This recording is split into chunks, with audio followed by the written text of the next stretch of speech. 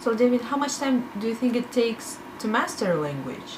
I think if you study a language every day for several months, it's possible to learn enough to get by in day to day situations like go to a shop or go to a restaurant.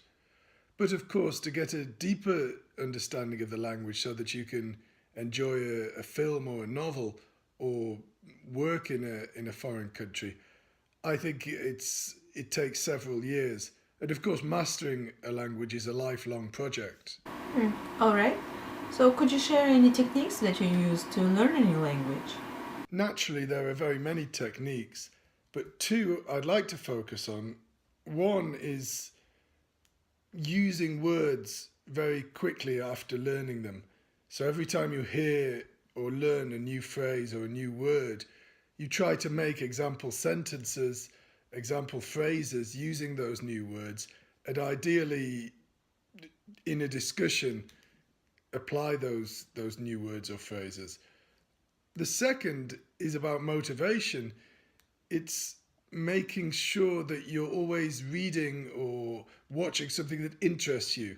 If you find that for language studies you're studying something that's not interesting to you, it will be very hard to stay motivated with a language. Can you give any examples of what motivates you when you learn a new language?